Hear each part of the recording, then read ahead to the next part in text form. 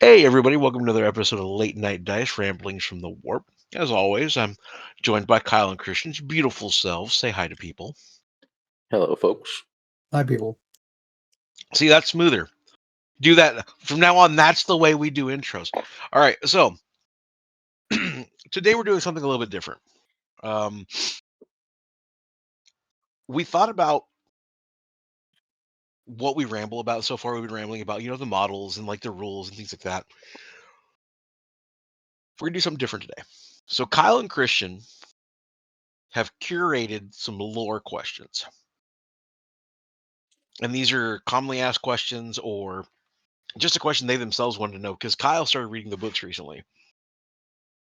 So I'm pretty sure Kyle has a bunch of questions that a lot of new players have. And I'm sure that Christian is going to ask me some kind of question that's going to cause like a Freudian like explanation. But I'm stoked for it. So which one of y'all wants to go first? I Christian, you nominate first. Kyle as nope. I nominate Kyle as tribute. All right. Kyle. Kyle's over here like, you sons of bitches. No, I've got some simple questions. I say simple. They're probably going to be very complicated. Hit me with the first one. What do you got?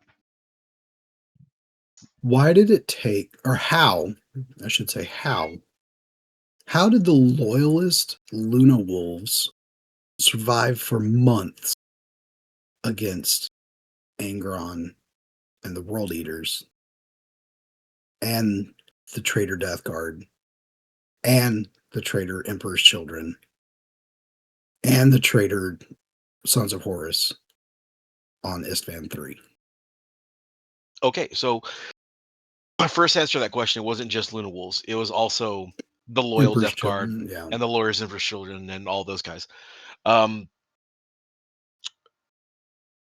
just being stubborn as shit.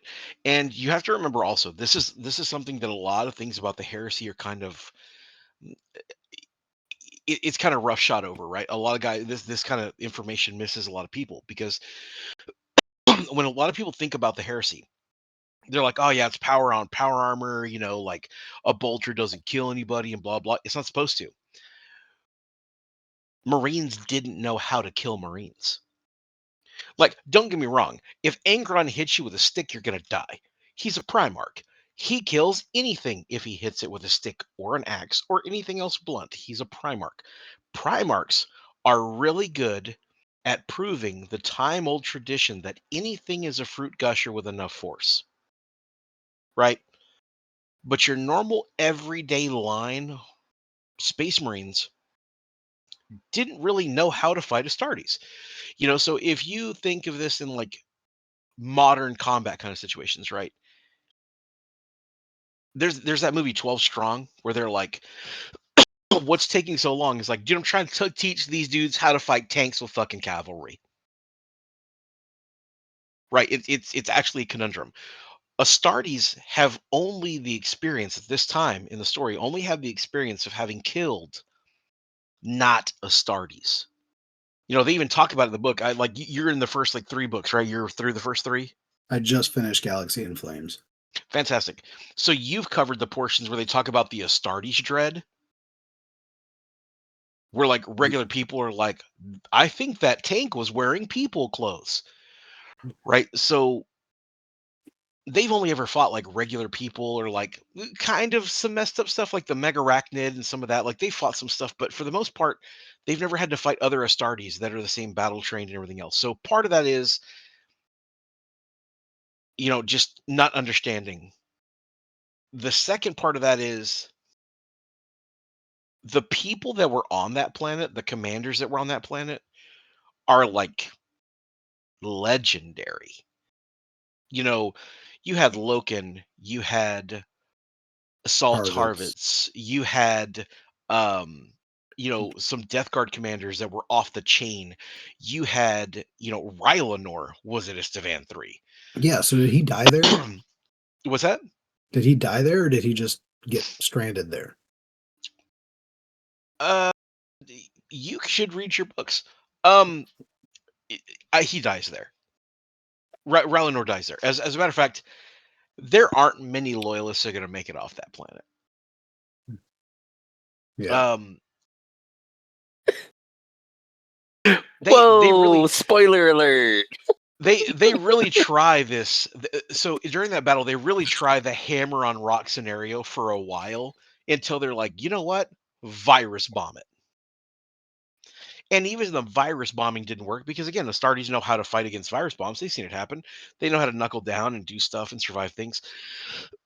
So it's just a classic case of like two really, really intelligent people that are fighting a war they weren't really familiar with how to fight. You know, that's kind of how that battle went. That's why they survived as long as they did.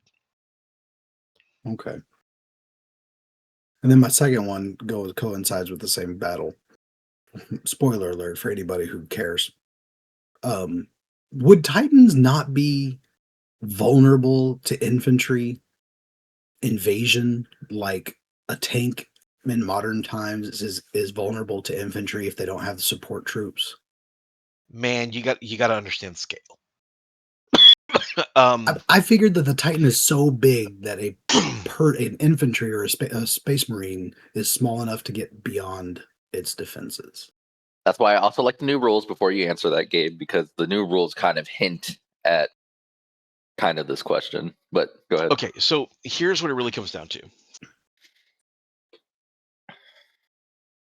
If you are going to go pick up your kid from school, right?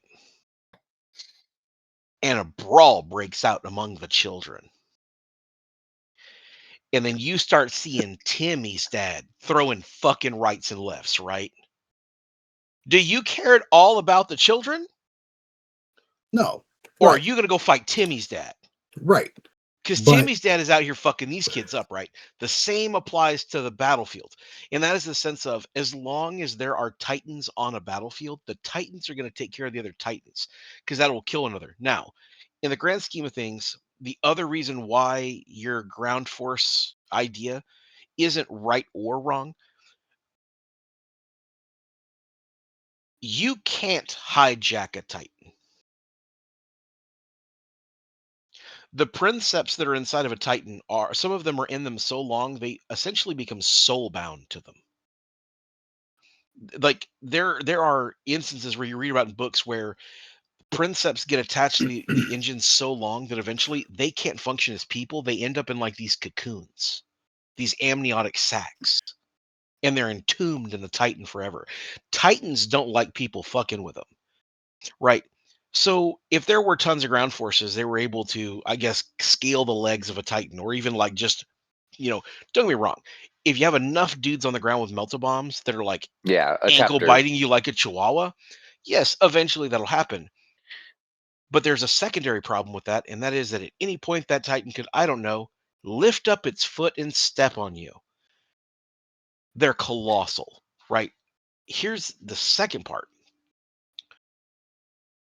There's no such thing as an easy Titan kill. Even big Titans go down hard. So in the fray of things, one, Titans only pay attention to other Titans. Ground forces only really ever pay attention to other ground forces. Even the ground forces that are on the ground, with the exception of certain types of tanks and vehicles, most of them see a Titan, they're like, can't do shit about that, and they go back to what they were doing. Like it's like being on a battlefield and you know at any moment they could call in a nuke. Not anything you can worry about. There's nothing you can do about it. Handle your business. Because the number of weapons that can realistically harm a Titan at an infantry scale, it's like, okay, cool. If you bring a Shadow Sword or a Falchion, you can handle a Titan. If that Titan doesn't handle you immediately, right? Titans always scope for what's scary to them. That's why the whole ground force thing is kind of weird. Now, I could say that there is an argument made where, if a whole chapter of a legion swarmed the ankles of a Titan, eventually, yeah, you'll bring it down. But the situation where that would be the case and that Titan wouldn't just go ejectocito cuz and self detonate and kill everybody is more likely to happen because they treat Titans like do they treat them literally as god engines. Like they treat them like a church. Like We this is their we can't home. This mate is their Titans anymore, right? Well, you could during the Heresy, But and you yeah, technically still can in 40K. There's just certain types of Titans that we don't have the STCs for anymore. yeah, because that's what I was like. You gotta remake a chapter, not a whole chapter, but you get what I'm saying. You can kind of remake the Space Marines. If they fuck up a Titan though, like hit it in the kneecaps with a bunch of meltas and shit like that, I was like, can you really not repair the Titan? Like if you kill it? Well, 'Cause we the other thing, just too, is where the story doesn't translate to gameplay quite the same. Titans don't go out alone; they go out in maniples. So you're never gonna swarm just one Titan. There's gonna be another Titan being like, "Yo, dog, you got something on your foot." yeah. Yeah, I was So speaking more specifically about the DS Irae and the Death Guard that it turned on. Like the Death Guard could have just turned and like scaled his legs, right? no, not today's year. Absolutely not, bro. Okay, that Titan specifically is a monster, bro. The Deus Irae it's one of the most terrifying war engines in all of the lore. Dude, that's a badass machine. And that crew is very competent, very dangerous, very treacherous. And no, they couldn't just scale it. They might be able to get a couple of lucky pops off on its feet, but you also have to remember the Deus Irae was a warlord titan. So it has small arms fire to protect itself from ground forces. There's only one Okay. door, and that's at the back above the waist. You ain't scaling that shit. Okay. So That was just one of those like lore questions that came up when I was listening to the book. I was like, I don't know about this. mm. The other thing that's really terrifying about the whole idea of like scaling a Titan. One of the things that we talk about, and I think you experienced this at Warzone. The worst place to fucking be is under a Titan. Because the weapons that are being fired at Titans just erase ground forces. Tend to scatter and miss and take No, out but the they fortresses. eradicate ground forces. It's like, okay, shooting at this Titan is like, all right, cool. I'm gonna drop this 8-inch template. Oh, look, there's people between its feet. They were under the illusion they were safe. Erased. So yeah, But with also wood when shields I crackling and stuff like that, like you don't want to be near a Titan. also when I'm thinking about it, like with certain stuff that shoots a Titan that could damage a Titan, if a piece falls off that motherfucker or like molten slag just falls off it, I'm just like, yeah, I wouldn't want to be under that, you know? Yeah, there's lots of reasons you wouldn't want to be near one. So, all right. What other questions you got, Kyle? To completely change. Well, no, I'm gonna follow it up with another one. No, I'm not. To completely change everything. Um, have has the Imperium of Man ever come across a society that they could not defeat, and so they just, or they had the technology was so their technology was so beyond them that they decided to absorb them rather than fight them?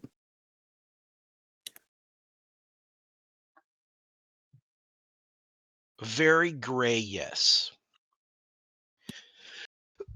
So during the Great Crusade, they came across the squats. Right. Now, the squats are modern day leagues of Votan, right? But back in the day, the squats, they're responsible for two things. One, they're one of those people that the Imperium was like, yo, we're going to let you fall into compliance and all of this, and we're going to let you do your thing. And part of that was because the squats' weapons were so strong. That's why Mark IV armor exists. Squats were just tagging Mark III armor, and they were like, bro, we have so many amputees now because these heavy ass guns. So they made Mark IV armor that was made to be a little bit tougher, a little bit more agile, so they could fight the squats a little bit better. And after a while, the squats were just like, fine, we'll be compliant if y'all leave us alone. And the Imperium was like, we're going to leave you guys alone so well that we're going to let you get eaten by fucking bugs. Oh, they let the Tyranids get them. Well, so okay, that's a mixed bag. The lore answer was they were eaten by bugs, never to be seen from again, right? The reason that happened was because during the 80s and early 90s when GW was writing these stories, every codex and every like art in the game was super grimdark or it looked like heavy metal. Everything was an acid trip. Everything was sex, drugs, rock and roll style stuff. So squats had models, but they weren't like normal models. They were space dwarves on motorbikes in space with like leather cuts and the whole nine, bro. They were the Hell's Angels on bikes as dwarves. They were space dwarves. And GW commit what I consider to be the cardinal sin, and that is they started taking themselves very, very seriously. And so they started removing all of these like hyper cool 80s like tropes. And the squats were one of the casualties of that. So the way they wrote that off was they were eaten by bugs. But the pre-lore before that, dude, squats were jacking Space Marines up. But they were still brought into compliance, but it was very loose compliance. And the Imperium was like, it's fine. We'll let them do their own thing. Beyond that, most other planets were brought into compliance. There wasn't ever another race or anyone else that was really brought in because the squats weren't considered another race. They were considered mutated humans. Right. Like, and There I were mean, still obviously, they're not going to incorporate or absorb Tau or orcs because they are not humans. no. As a matter of fact, what's super funny was the Tau once captured a Black Templar, and they were like, "Yo, why the fuck are you the way you are?" Like legit had this dude chained up, whatever. They're like, why are you the way you are? Like, we're trying to be peaceful with you. And this guy was just like, bullshit, due to the emperor, and gave himself a heart attack to not be a traitor. Do you know how hard you gotta be to be like, I ain't no bitch, tachycardia? Like, that's amazing, right? And he did that. And the tower, like, these bitches are crazy. On You that also have to same understand. note, Oh, on that good. same note, yeah, let me go. Let me finish the thread. The Tau also are like, we don't bring humans places anymore because the Tau were, like found humans, and the humans were like in all modern times, people were like, oh, communism is great, and so humans came with the Tau because the Tau are space communists. Like their whole trope is like for the greater good, and they started traversing through the warp, and they get to the other side, and they're like, look. The pink fleshy people cannot travel with us. They started turning to demons. They started licking the fucking walls. It was weird. And then somebody from the Imperium was like, well, yeah, it's because you don't have Geller fields. And they're like, what is that? And they're like, oh, it keeps the demons out. The Tau are so null to psychic that they just don't know the warp is around them. Like they'll travel through the warp and demons will be like, ugh, nasties, and just leave them alone. Like they're bad fish, right? But they tripped out when they saw humans. So, like, going back to your original question, no, the Imperium does not mix with Xenos. The Imperium is the most racist, Mhm. xenophobic, like everything, bro. They are off the they're off the rails, xenophobic and crazy. So they really haven't incorporated anybody. They found like remnants of human societies and things like that, but no one's really ever given them a run for their money where they were like, we're going to leave them alone. Except in recent memory, they did pit the orcs and the Tyranids against one another. And their concept, it's the most like backwater idea ever. Like whoever thought it up is a moron. They were like, hey, orcs like to fight, right? And the more they fight, the stronger they get. And they're like, yeah, they're like, and bugs fight. And the more they eat and the more they do, they get bigger. They're like, yeah, I'm like, well, just let that problem work itself out. And then somebody was like, well, eventually someone's going to win. And they're like, we'll burn that bridge when we get to it. They're either going to be, they're going to be too powerful, right? No, quite literally, super cockroaches is what we got out of that deal. The hive just ate so Yeah. much; they had so much fuel that they Yeah, became Well, super do you know cockroaches. how big of an ass whooping you got to put on orcs for them to be like, damn, we can't win this fight? yeah. Yeah, We also have to so understand, Kyle. I'm not sure if I'm 100% correct on this, but out of all the big factions that we know, Tau's the youngest one. yeah, Yeah, they're They're like the new species on the block. They were catapulted by Space Jesus. Yeah, and Got then it. Tyranids. When you see Tyranids, those are the babies. Those are the foot troops, like all the ones that we know of. Like that's just the first wave of them checking us. Like, hi, we're here. So they're supposedly like bigger ones that we don't know out there in the world, which is scary. Yeah. So circling all the way back, yeah, they don't accept anybody in except for humans. All right, last one because I did Yep. my homework on this. Who would win, the Tyranid or the Flood? Tyranid. Okay. One, fuck you for crossing genres. That's not cool. It would, without a shadow of a doubt, it would be the Tyranids. Because they already have a catch measure to stop the flood. So where Space Marines have chapters and the Sisters of Battle, they have different like orders, like the our lady whatever, and then the Sisters of the whatever rose, and our martyred ladies, and everyone has a little thing. Tyranids have different hives. And they have one hive that is, because the way Tyranids work, let's go back a second. The way Tyranids work, eat, repeat. Right? So they eat all the biomass. They regurgitate it into a big pool. It's siphoned up into the ship, and then they go to consume more biomass. And that biomass they use to create more bugs. But let's say me, you, and Christian are consumed in the biomass and we're sucked up into the ship. Well, that ship knows everything Kyle knew. It knew everything Christian knew. It knew everything I knew. It knew everything about us. It knew that weird thing you do. It knows everything. And it incorporates that into its mind, and that becomes part of its collective ideas, right? They have a hive that's like, hey, when we eat those dudes with the red tongues and the forked faces and shit, we feel weird. Stop eating those. So when they consume chaos flesh, they have a hive that consumes it to fight and create all their stuff, and at the end of it, they burn everything out. Okay. So they literally already have a stopgap that would stop the flood. Like the They, super flood. yeah, like they already have that. So Tyranids would win. Sadly, Tyranids would win. Like as much as the most terrifying thing in the Halo universe is like terrifying, it's not beating Tyranids. Christian, you're Okay. up. What Yeah, those are my humdinger do you have for questions.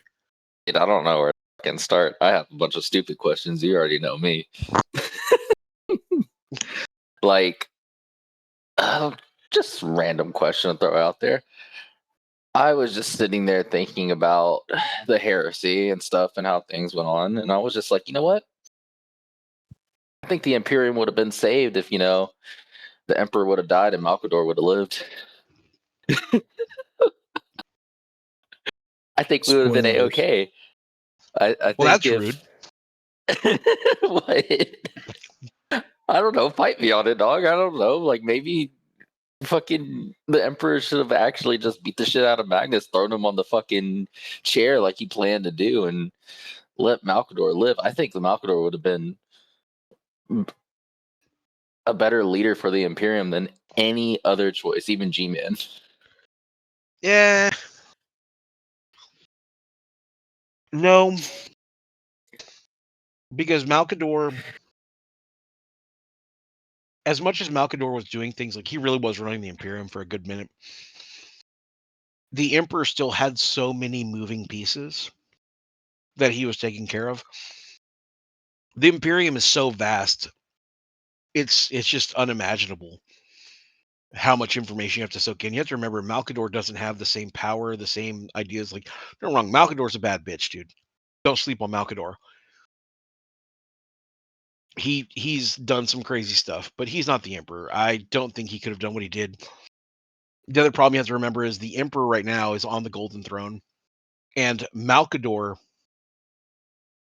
sat on it long enough to buy time. Magnus was supposed to be the one in the chair. You're right about that. But if Malkador had lived and Magnus was on the chair, at any point, Magnus is going to go full earnest, goes to camp. He's going to be like, but Malkador, what if we do this? And he's going to hop off the chair. And Malkador's like, God damn it, quit letting strays in. So, like, I don't like. No. I'm saying even if like the Emperor did sit on the throne, I'm saying if Malkador would have lived, I don't think we would be in much shit as we are in. Yeah, that's arguable. Yeah, it's hard. See, mine aren't questions. Mine are just like little debates that I just want people to come into the comments and be like, you know what, Gabe's fucking wrong. Christian might be right, or this, that, and the other. Like, like, all right. Let's talk about our favorite person in this chair, Erebus.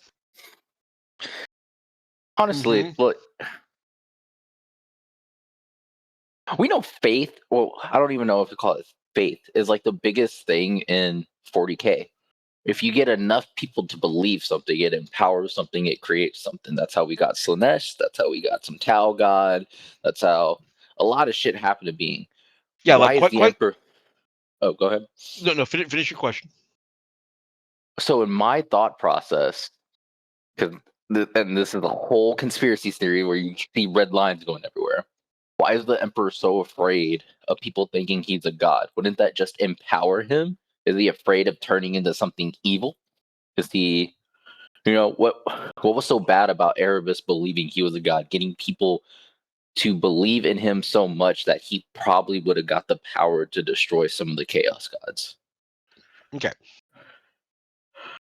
First correction on that. Erebus was the one who said he was a god. Lorgar was.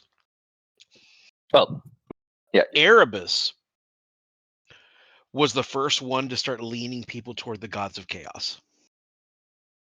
Now, to kind of give a little bit more of an explanation on your why doesn't the Emperor want to become one of these beings? So you're right. The Warhammer universe is very much, if you believe it, they will come. Slanesh, both literally and metaphorically. So whenever you all start over your face. So when you start thinking about how the Emperor does stuff, there's a part in the end of the Death Volume 3, toward the end when the Emperor and Horus are fighting, where the Emperor can basically don power. He can bring himself to suck in more power. To understand where that power comes from, we have to go all the way back to the beginning. So one of the things that you find out later in the heresy books, Kyle, please, for the love of God, put a spoiler warning at the front of this episode. When you look back to where the Emperor got all of the knowledge and the power and the stuff that he had, the Emperor was always pretty powerful. But what got him to that next level was he found a door. And that door led him to chaos. And he spent all this time in the warp learning. And as we know, time in the warp is different than time in real space. He spent hundreds, if not thousands of years in there learning all of this knowledge. And the Chaos Gods are like, oh, are you going to use this to tell people about this? He's like, absolutely. Of course I am. Why wouldn't I? And then he comes back and he's like, did I ever tell you guys there's no such thing as religion? There are no gods. That's cool. And immediately put all of his power into getting rid of the Chaos Gods. The whole point to the unification wars on Earth and the Great Crusade and the Imperial Truth was to erase all worship of the Chaos Gods, because he understands if you worship them, they get more power. If you do what they like, they get more power. Which is also another. Okay, yeah, go for it. So there's a point in that book where the Emperor is basically like, I'm going to don all this power and I'm going to beat the fucking brakes off of Horus. But it pretty much says like, hey, if you do that, the power will consume you and you will become the fifth god of chaos. If you go all the way back to the early 80s, there's a god that's mentioned one time in like a snippet of a piece of literature called Malice. Right? I thought it was first called Malal. Malal, believe it or not, translates to malice. Hey, It was now Malort. you know. Yeah, for those of you who want to call Ferris Manus Iron Man, you can. That's a direct translation. So they never mentioned that's malice specifically, but they said that if he consumes all this power, it will consume him, and he will become the fifth god of chaos. Right? So there's one theory that says that the emperor has been shying away from power because he's worried that one, if people believe in him so much, he doesn't know if this is just me theorizing. If tomorrow y'all ran around and started telling everybody like, "Yo, Gabe's a pedophile. Gabe's a pedo," right? If that spreads far enough, enough, it doesn't matter if it's true or not. Enough people will believe it. It's going to be a problem, right? He may be worried that if enough people revere him as a god, he might actually be forced into godhood, and he doesn't know if that's how the gods of chaos were created. There is a whole section where he talks about like he's not a god, he doesn't want to become a god, he doesn't want to do any of that. And that could be because the power is just all consuming. Maybe there's not a way to avoid being a chaos god. Who really knows? That hasn't really been published. I do know they talk about him becoming the fifth god of chaos, and that's when he's like, Sure. we're not going to do that, and he shies away from the power, right? As for why Erebus did what he did, imagine you have one of those like die in the wool Southern Bible Belt, Christians, right? They love their religion, they love their faith. Amen. Cool. Now imagine if they're given irrefutable fact that God exists. Are they going to stop, or are they going to put a fucking foot down on the gas pedal? Well, the planet where Erebus and Lorgar and all those guys from was very religious. It was basically worldwide Catholicism. And they were like, there's this great power. It's going to show up and it's going to liberate our people. Erebus leaned into the chaos side because he was like, yeah, I found some old writings about some stuff. And like, he really leans into the chaos gods. And when he finds out the chaos gods are real, he's really like, yo, these are gods. They want to be worshipped as gods. They're the real deal. We're going to worship them. Bro, that's a very, very religious and spiritual man that was given irrefutable fact that gods exist. Of course he's going to go door to door. Of course he's going to. So that's where you end up in the whole spectrum of the craziness that happens and why everyone says fuck Erebus, because Erebus is a direct contradiction to the great imperial truth story and the emperor and all that. And really, he does stir up a lot of shit. Like, Erebus really is a big bag of dicks. But that's essentially the overarching there. That the overarching theme is, if someone believes something and you give them irrefutable fact that something of that type exists, they're going to double down on it. You can't walk them out of that. Fuck it, the Emperor should just let Vulcan blow everything up, restart everything, have the orcs live because the orcs only believe in fucking two gods and somehow don't believe in the chaos gods and don't empower them somehow. Well, fun side quest. There's actually orcs that made it to heaven. Canon, right? Some orcs were like, yo, there's a big eye in the sky. We're going to fly into it. And some orcs flew into the eye of terror and just started beating the brakes off demons in the backyard, right? And Korn was like, dude, these boys get down. They like to fight. He made them a coliseum. He keeps feeding them demons to fight. There are orcs that made it to their version of heaven, bro. They're constantly fighting, constantly getting a good fight. And Korn is like, hey, I'm getting blood for the blood god. Cool. Because you have to remember, that's another problem with the chaos gods, and it's why the whole imperial truth thing with the emperor was never really going to work, in my opinion. If you go out tomorrow and you're like, man, I ain't got time to shower, fuck it, I'm just gonna go to work with swamp ass. You fed Nurgle just a little bit. Right? No You, matter you, what you do, you're yeah, feeding any. Yeah. yeah. If you're out in traffic today and some dude throws you the finger, you get out and you punch him in the mouth and bust his mouth open. Cool, you fed corn just a little bit. Did you rub one out this morning? Slanesh got just a little bit. I just think it's Did so you read a book? crazy. Cool. Zeech got just a little bit. So there wasn't any way to stop the Chaos Gods from getting power, but there were ways to keep them from thriving. The problem was that when you think about the way the story writes itself, they were never going to be eradicated or never going to be erased because they came about even when people didn't believe in them. So that passive draw of power, they were never going anywhere. All right, I Well, have another random question for the audience, and hopefully they could comment on it and we could give their suggestion. Who would have been a better champion for Corn? Dorn? Angron? We could throw in some more if y'all want.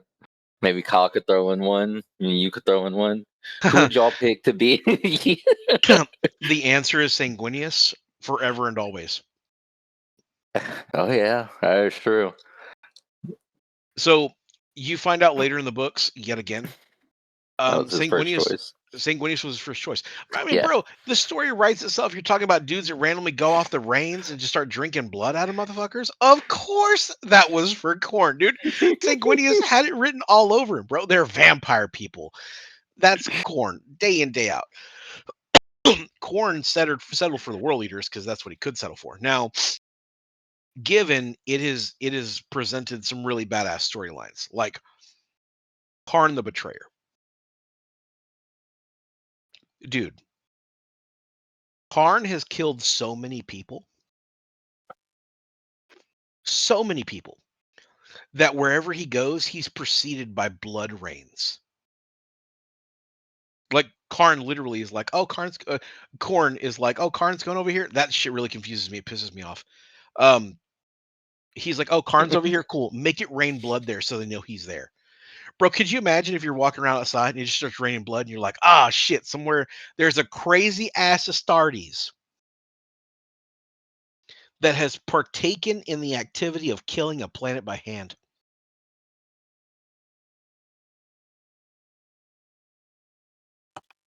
Those weren't the first choice. That was the B team. So why is Sanguinius the first? Because they're That's just who he wanted, right? yeah, that's who he wanted. In my mind, I imagine it's kind of like a double thing is like one. If you Who could would you think corrupt, would win in a fight? That hang on. basically. Okay. Let me finish Kyle's question. If someone you hated was like, oh man, those things don't exist, or blah, whatever. If the best thing you could do was convert one of the most vicious fighters and convert his legion that literally got to a point where they were drinking blood and gnawing and eating on people. And he also just happens to be the embodied visage of a fucking angel with real wings. Bro, if you can turn that, you can turn anybody. That would have been my first choice too. So who wins in a fight between who and who? What was your question? Oh, my thing was like, but this is just me, and I know people are gonna hate me for it. I would be like, well, if I was the blood god, and I was just like, who would win in a fight? Who do I think would get the shit done? Murder, murder, murder, war, war, war. I would have picked Sanguinus in a heartbeat.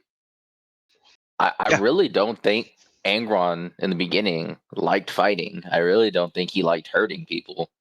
He was forced to do it, and then the Okay. butcher's nails and everything like that. So that's my take on it. You want to break your heart? Yeah. Okay. So every Primarch has a gift. Well, And their yeah, gift is a piece of what the Emperor gives them, right? We all know that Gilliman's is strategy and logistics. We know that, Lionel Johnson, his is unbridled, unconditional war. I even think the lion would have been a better choice than Angron. We know that, Dorn and Perturabo, one was the builder and the defense, and the other one was the siege breaker, things like that. What gift do you guys think the Emperor gave Angron? I already know this one, but that's Kyle. Didn't you say something like he can feel, he has empathy? He is a divine empath. Yeah. There are instances, even with the butcher's nails, there were instances where people were just so fucking upset or just wrought with some kind of feeling, and Angron was around them, and those feelings went away. So when you think about how bad Angron got shafted, the butcher's nails hurt him and dig into him every time he feels something other than bloodlust and rage, right? And then you imagine that the gift your dad gave you was to be like, "Oh man, 100%. No, you're a great person. Oh man, like you don't have to feel sorry for yourself. Like I empathize with you." Someone's grand gift is to empathize, and every time he does it, he's in unimaginable pain. That sucks.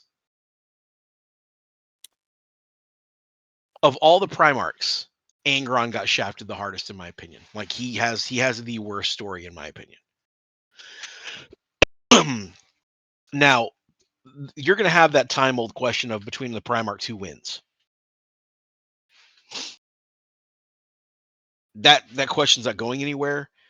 I happen to agree with Jody. Sanguinius beats the brakes off everybody. Yeah, no, I believe that too. I don't like him that much, but I do believe that. Don't get me wrong. In the game, like when you're talking gameplay, it's always between the lion and Russ, right? The lion and the wolf. It's always between them as to who's the actual better fighter on the tabletop. Lore-wise, canon and stories, dude, Sanguinius is just a monster, dude. Yeah, for sure. So, what other question do you have, buddy? I don't know, Kyle. Do you have any other random questions out there? No, I've asked my dumb questions. For new readers out there, because people you kind of said when we were talking about Kyle, like putting tabletop to like how like the books are and stuff. I don't think people realize that I'm not gonna say not a lot of Space Marines, but not a lot of Space Marines go on missions and stuff. And since y'all read the books, how many does Space Marines would actually go on a mission, or how much does it take them to actually conquer, like, I don't know, a planet or a space Hulk? Like, you Okay. don't see like 50 of them like we do when we play on tabletop. So what does that translate to in the stories? So in the Heresy, you do. Well, okay, yeah. So during the times of Heresy, you have to remember that this is during the Great Crusade, and we don't know what we're going to run into out there. So better safe than sorry. Send the Legion. During the height, the largest legion were the Ultramarines at roughly 235,000 legionaries. Roughly one Cadian regiment. Because there's so many fucking guardsmen. Yeah, don't they lose like 1 million a day? I'll put it to you this way. There was a Space Marine who talked about watching Kriegsmen run at the enemy when they had a perfectly good tank behind them, and he's like, "Why don't you fire the tank?" And the Kriegsman looked him dead in the face and said, "People are less expensive than shells." Yeah. I remember coming across a 40K TikTok where they're talking about the guardsmen lose 1 million people a day across the Imperium. Yeah, it's a whole thing, dude. One day I need to get you a digital copy of the Infantryman's Primer. That shit'll change your outlook on guardsmen. Like a 15-hour lifespan. Maybe, but like the book is funny because it's stuff like, "Oh, did you not service your rifle correctly? Flogged to death. Oh, did you lose your battery pack? Flogged to death. Did you say something heretical as in like my gun doesn't work? Flogged." Like it reads like that one thing is like straight to jail. Believe it or not, straight to jail. But anyway, in the Heresy, you would send like a ship of Marines They would go to a planet, and if it got too bad, they would call for reinforcements. Transhuman dread or Astartes dread was still a thing. So maybe 50 Space Marines could bring a planet to compliance majority of the time. There were times though when a planet fucked up and they got a hammer. The very first book, the very first battle of the book was an example of this. They were at a planet, and it's super trippy to read because it starts as I was there the day Horus killed the emperor, and it talks about the legion like storming a palace and actually killing the emperor and murdering his custodian guards, the whole nine. It was another planet that was set up like Earth that didn't have Yeah. space marines, right? But what happened, the one of the members of the Mournival, who was the herald of the Luna Wolves, went and said, "Hey, I'm here to bring you guys into compliance, blah blah whatever," and they fucking killed him. They killed the messenger, and it happened to be one of Horus's favorite people. So he was like, dude, he De Niro that shit in the Untouchables. He's like, I want him dead. I want his kids dead. I want his family dead. I want them all fucking dead. He was furious, dude. And so in that book, they talk about like he's like send everybody to kill everybody, and once the palace is empty, we'll talk about the rest of the plant being like compliant. Like he lost his shit, right? A second time that happened, they sent some Emperor's children and some blood angels first to this planet. And the Emperor's children show up after the fact and they're like, bro, where are all the damn blood angels? There was like a whole company of blood angels here. And then they started finding bits and pieces of Space Marine everywhere. And you find out there's a bug species called the Megarachnid that had learned to metallic bond their limbs. So their weapons were their arms and their scythes were actually blades. Trippy shit. Sanguinius finds out about his lost company, and him and Horus go down and eradicate the entire planet personally. Like, bro, it's crazy because like when something really crazy happens, Sanguinius has like a little like minion that comes and like tattoos his face with like a fake tear, and he's like, "You don't have to tattoo me this time. I'm really crying." And Horus is like, "What do you want to do?" He's like, "I want to kill everybody." And Horus is like, "Shit, that's just my game." And they Right? start killing Say everybody. less, bro. Because you have to remember, like Horus and Sanguinius are best friends, bro. Like these dudes are practically space docked, so they just go out and just start wrecking everybody. So the number of Space Marines needed to do normal compliance shit isn't huge, but every now and again you're going to see some, some stuff like Eleanor, bro. Eleanor was like 3 or 4 legions converging to cleanse that planet of orcs, right? Yeah. So it's all based on scale. Like there's some times where like it just calls for like 1 or 2 companies that are together and like they'll go and do things. Like it's not a bad thing. Now in modern 40K universe, they kind of nailed it down to a science where they're just like, oh, this planet's being unruly, and they're like, send a tactical squad, right? Because Space Marines are their next level in the 40K universe. Like they've actually learned how to fight just about everything. But yeah, they still weren't doing lots of big, heavy, crazy engagements. Like you didn't see entire legions mechanized very often at all.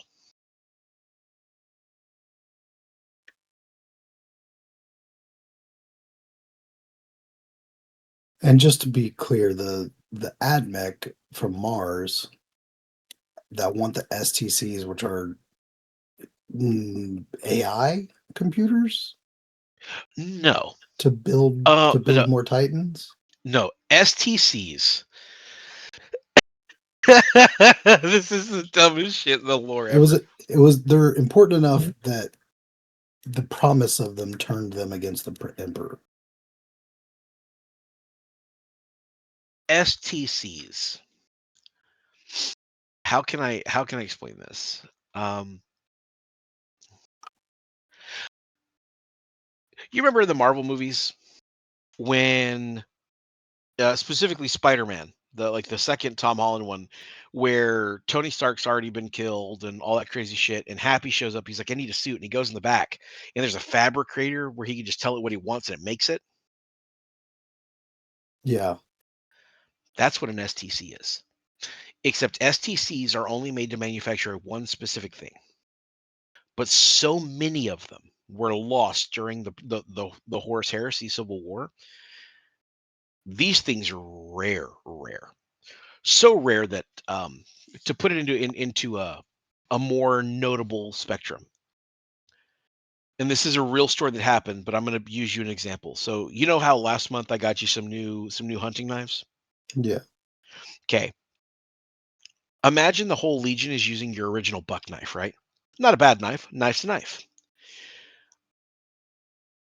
A ship captain found an STC of an older, better knife.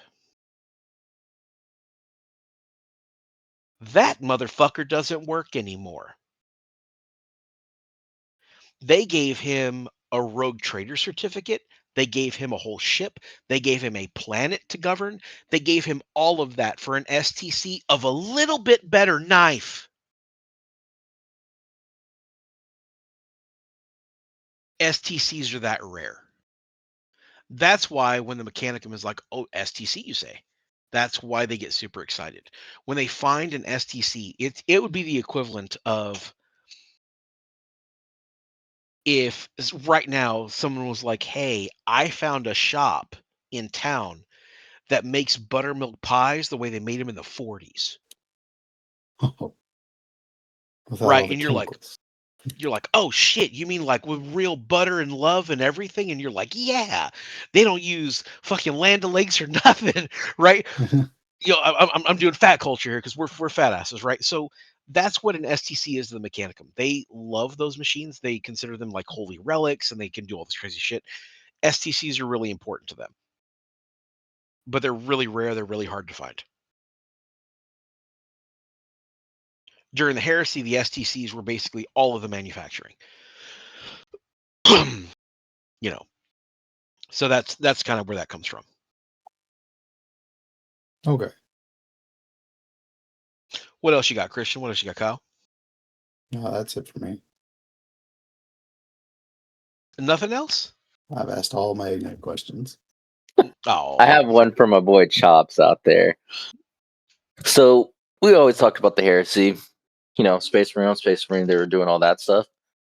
I guess boy Matt Chops out there, he was like he heard something and he doesn't know how true it was, but he was like he thinks during the heresy that somehow the orcs got together and made a Death Star, and they were smart orcs in actual like Space Marine armor, and that was one thing I think he said that Dorn had to deal with after the heresy, or G-Man, one of them.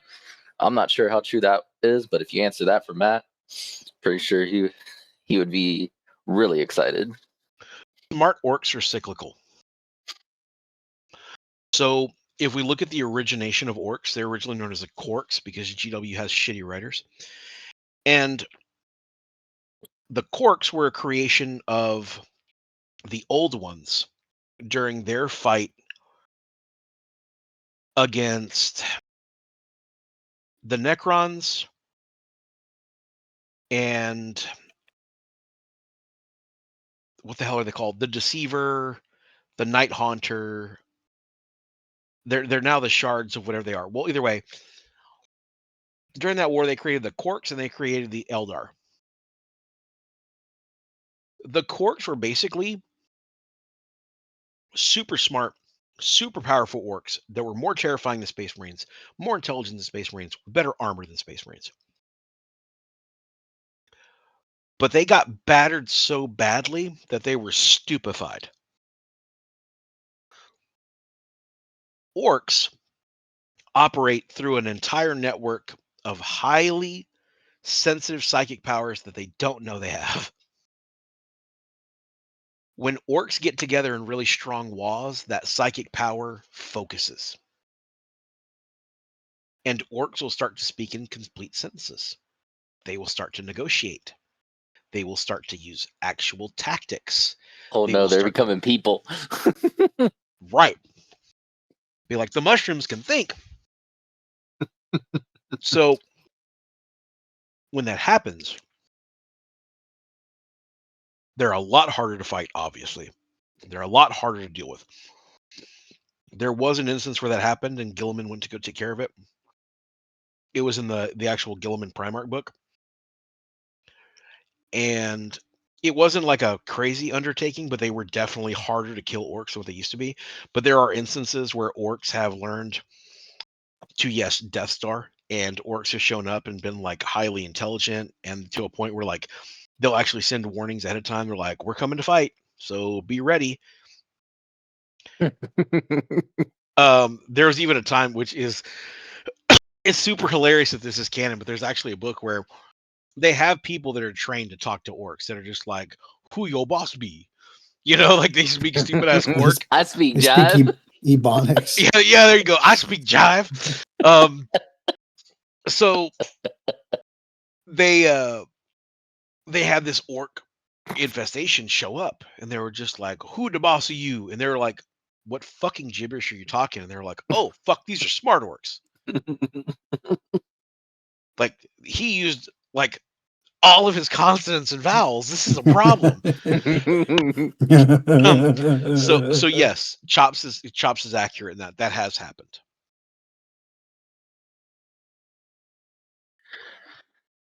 Yeah, I mean, most of the other And questions that I have would be just random, like well, shit fight. like Oh, tell you go what, ahead. I can expand on that just a little bit more.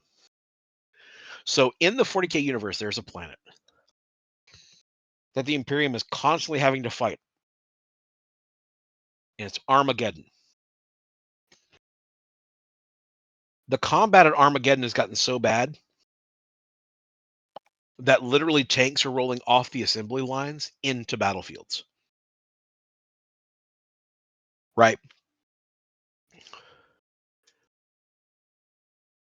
Armageddon is not the first name of that planet.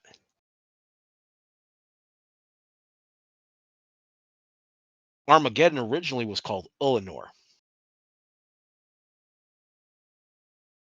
And during the Horus Heresy, the Ulanor was the largest campaign against orcs in the entire heresy. Orcs are perpetually a pain in the ass. They're a problem. Yeah, So that's the one that that's the one that they allude to in the first books, where they had to sell it, where the emperor stepped down after the Battle of Eleanor, right? Ulanor, after the campaign against the orcs and won that battle, that's when the emperor stepped back and said, "Hey, I'm gonna go figure out how doors work, and Horus is gonna run this shit. I expect y'all to treat him the same way you'd treat me." Famous last words for every substitute teacher, right? Do you want me to treat him like the waifu? Fucking Django Unchained, bro. I love that movie. Um. So yeah, Ulanor has always been a soft spot because orcs just love that place. That's like a happy place for orcs, bro. They fuck that planet up constantly. So what other basic questions you have, Christian? Because I know you still had some more. You just think they're basic. They're fucking an 8-sided symbol for chaos in 8 different realms, and we only know about 4 of them. This is true. Like that's also another thing I don't understand. Like, why does everyone think that there's only 4 chaos gods, but yet there's 8 different symbols? I get it. If we don't speak about them, I guess they won't come into fucking existence. But Well, you could also see it in the sense of like there was a theory one time that was thrown around, which was the gods arrive and are created as they work. Once all 8 points are present, the end times begin.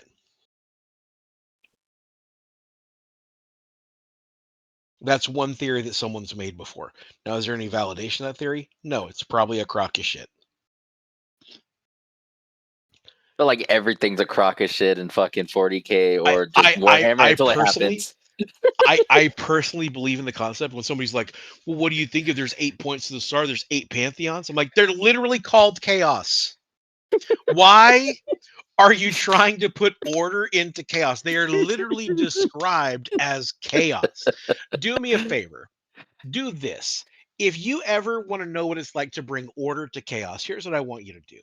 I want you to go to the store. Anyone who has kids, this is a great experiment to play with your kids and with their friends. Get a shitload of pixie sticks. Take them to your kids' daycare and just hand those motherfuckers out. And then try to take them on a field trip. And tell me how the fuck that works out. That's what you're asking for. You're asking for order in that chaos. I don't know why there's 8 points on the star. Probably because it's chaos. I'm willing to bet you Zinch was like, these bitches gonna be guessing about the other 5 for years. You know what I'm saying? Like that's probably what happened. It's like the senior prank of breaking into the school and releasing 3 pigs with or 1, 6 2, and pigs. 4. 6 pigs, 1, 2, 3, 5, and 6. Hey, it's almost like the funny scenario. I was like, you might not be wrong, Matt, but it's whatever. I think it was Matt that said, he was like, what if Gork and Mork was just Zeech and Corn and they painted themselves green? I was like, okay. Who's to say that Gork and Mork aren't part of the fucking gods of chaos? But it's chaos. Yeah, exactly. We're probably gonna have so many people in the comments be like, "No, stupid. This is the actual one." I don't. This is why I think these conversations are fun, because we get to say stupid shit, we get stupid answers back, and Dude, there are people that know more than us. look, I remember I had this conversation with a friend of mine. He was like, "Yeah, but there has to be something behind chaos. There has to be some order." And I was like, "Okay, the direct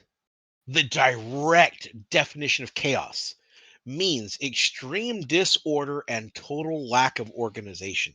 That's the Webster's dictionary definition of chaos." No. But if you believe there's order enough, wouldn't there be order? Because belief is See, very, very bad. see, that's that bullshit. Dude, Imagination. you want to talk about what chaos really, really looks like? Okay. This would be a perfect example of what can happen to you in the world of chaos. Say you worship Slanesh.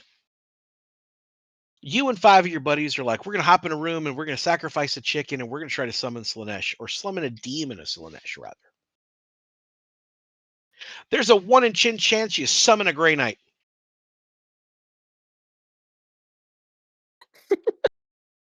Then what if There's you a Grey tell the Knight. Grey Knight that you were trying to summon the Grey Knights, and then you're good? No, that I'll get to that explanation here in a minute. I get why you Drago. were laughing about the Grey Knights too, though. It's like, oh, you saw us. You gotta Yeah, die. yeah. So Drago is constantly turning around in the warp, and like you could be like, I summoned this demon here, and Drago's gonna pop up and be like, "Oh, you little motherfuckers been summoning demons, huh?" And just kill everybody in the room, right? And then much to Kyle's thought, people will be like, "Oh my god, a Grey Knight." We're saved. What they're actually gonna say is like, "Oh my god, it's a space marine, it's good shit." And then the Grey Knights are like, "We were never here, kill everybody." Exactly.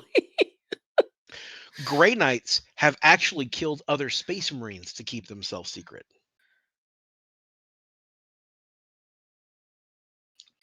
People will go their whole lives without seeing an Astartes. Very few have actually seen an Astartes in person. If you've seen an Astartes, you're in a bad place. There's still hope, but you're in a really bad place. That's like that'd be like going to the grocery store and like you see somebody from the CDC walk in a biohazard suit. You're like, well, I mean, the authorities are here, but that's not a I'm good in sign. danger. Yeah. If the Grey Knights show up, you die. Everyone dies. They are a well kept secret. If you see a Grey Knight, it will be the last thing you see in your life because they kill everybody to keep themselves secret. They're very secretive. But it's funny that there's the chapter master of the Grey Knights is I believe he's the chapter master. Drago. I think he is. I could be wrong on that. I promise Jody will correct me if I'm wrong. Um, but he's running around in the warp because he can't leave the warp for extended periods of time because he's been fighting in there so long. You could summon him. There's also a chance you'll summon a warp banana. Anything is possible. It's chaos. So yeah. Yeah, a warp banana sounds fun. What I bet it does, you big queer. Um, Only if it's a little bit overripe. Kyle's like, only if it's a little banana. I don't want to experiment that hard. No, no, I was gonna say only if it's a little brown, but I didn't want to go that far. That's phrasing. Phrasing. So yeah, and like I think another funny compound thing about the way the warp works. The warp is not now. The warp is not the future. The warp is not the past. It's not nothing. It's not everything. The warp is just the warp. Chaos is such chaos that even the time doesn't matter. You could go back in time to the day you were being born. You pop out, you smack yourself with a hammer, you both disappear.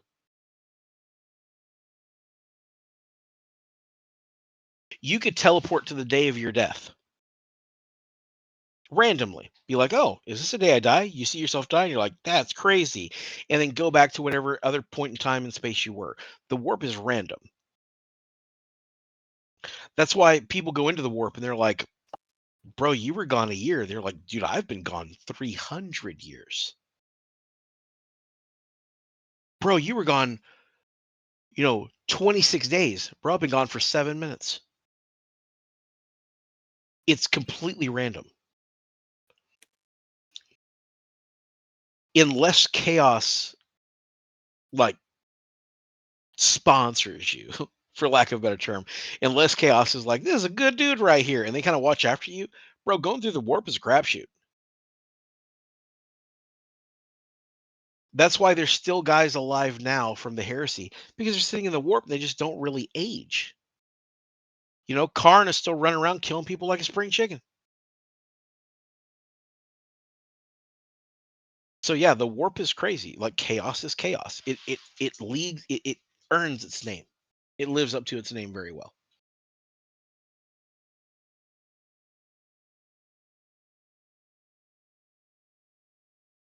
No more unhinged questions. No, that's it for me. Yeah, I think I'm done until another time where, well, hopefully we get a lot of comments on people's crazy questions that we could just sit here and ramble about. Well, as a wrap up for the episode, I will answer the craziest question I've ever been asked. Okay. I was once asked if I had to pick 5 heroes from the heresy, traitor or loyalist, to build a dream kill team, which 5 I would take. I mean, You it has to be cannot, Loken. you cannot pick a Primarch. It has to be What Loken about a because chaos Loken god? took on a Terminator. No, it can't be a Primarch. It can't be a Chaos God. It can't be the Emperor. It can't be Malkador. It can't be any of the big ones. Out of the Astartes, or even I'll even give you like Mechanicum or whoever else. You got to take 5. Which 5 do you take? I It know has to my be 5. Loken. Believe it or not, Loken is not in my top 5. Abaddon has to be up there, right? Because he is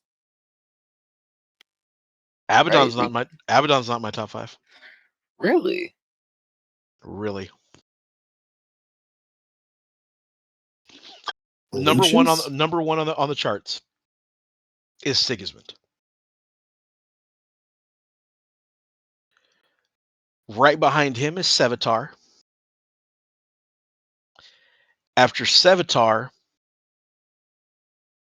is let me actually look him up, because if I get his name wrong, uh, I will never, like, I know his name,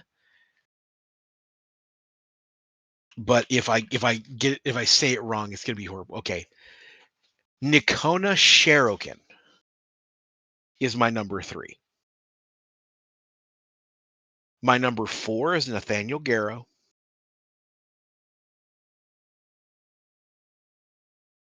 And my number 5, this is the one that no one ever agrees with me on.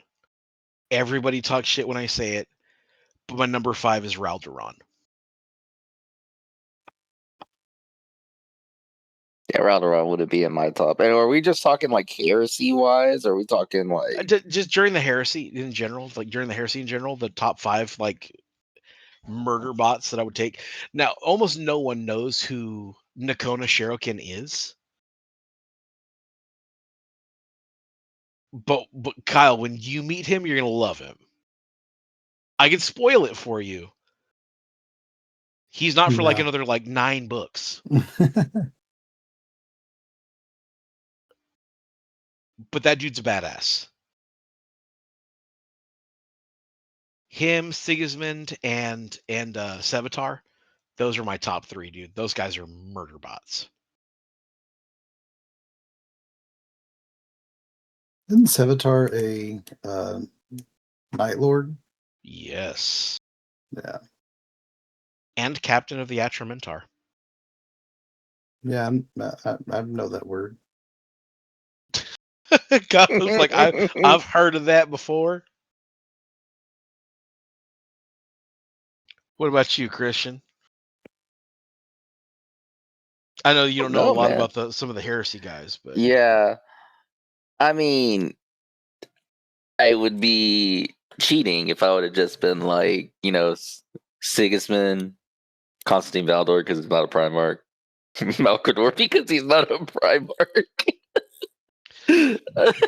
so okay. I'll say this. I'll say this. The only reason I don't put Constantine Valdor in the conversation is one, he's considered a Primarch. Like in all the gameplay and everything else, they treat him like a Primarch. He's not really not, but it leads to my second point, which is like, I don't like that motherfucker. Fuck him, dude. And the Custodes, I don't like them. Fuck them. Fuck them and their little mops too. I don't like custodians. I think that they're the big old cop out, bro. Like, I know guys who are like, yeah, but a custodian will beat his ass. I saw a custodian get killed by a naked world eater. It depends on who wrote their story. It really fucking does. Yeah, like custodians, like when you read about how they fight, don't get me wrong, dude. On paper, custodians are beastly. They talk about how the way the custodians are fighting in one of the fights, they have battle servitors that reload their guns for them. And the way they'll do it is they'll fight with their spears, and then they'll have their short swords or their misericordias, right? And they'll be fighting with their spears, and you'll see them stab the spear down or throw the spear back, and they'll communicate with the servitor while they're doing it, saying, "Hey, spear incoming," or "My spear is here," and they'll start fighting with their combat knife or their misericordia or their swords, whatever else. And when that servitor's done reloading, it'll be like weapon reloaded, and it'll chunk it back, and they'll catch that bitch and go back to work. And then when it runs out of ammo, they'll do it again. They're beastly. Then you read the next book where this dilapidated space marine world eater that was in a prison was like, I'm gonna kill you one day, and he gets out and literally kills a fully plated custodian with his bare hands naked. Yeah. I mean, if I really had to pick, would probably like thinking about it would be Karn, Corswain, Sigismund, Loken. I don't know who my last would be. Ooh, bitch, you had to say Corswain. That Corswain ain't no joke. Yeah.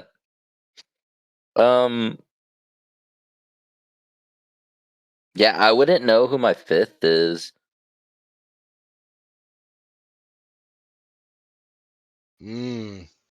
Kyle, that's gonna be a question you're gonna have to answer for yourself in like 12 more books. Because like if you're on Galaxy in Flames, like you're barely on the third book. So I don't even think you've met Garrow yet. Yeah, we have. Yeah, I think Oh, Garrow's you've met badass Garrow. too. Okay, yeah, Garrow's a monster, dude. And Mhm. I love his fucking sword. He has a sword called Libertas, dude. That's beastly.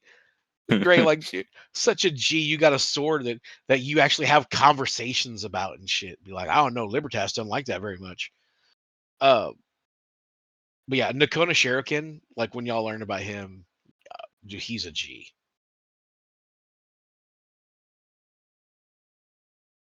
If ever my buddy Blake out of Bama listens to this episode, so he can be like, somebody mentioned a world eater or mentioned a Raven Guard. Yay! Because Raven Guard gets slept on a lot. But this dude's a Raven Guard and he's a monster, dude. So well, with that being said, we're gonna wrap up the lore episode. But here's what I would ask is one, if you have any lore questions, or if you have some weird scenario like our top 5 scenario that you want to either add in on, or if you have a crazy question that you want to ask us, I'm all ears. I'm down to give a crazy hot take. I'll tell you your Primarch sucks. I don't mind at all. So Rude. hey bro, there's a very limited number of people that wake up and they're like, you know what, Angron's the best. No, no, I'll be the first one to tell you, I don't think Gilman's the best. I think he's very good at a great many things, but he is not the best Primarch. What do we mean by the best? Well, that'll have to be a question people have to chip in then, huh? Yep. Well, with that, we're going to wrap it up. Again, thank you for listening. It's been a fantastic time. And as always, fuck Erebus Yeah, for with real. asterisks now. And happy dice, happy life. We'll catch you guys next time. Yeah. Yeah. Fuck Erebus. Adios.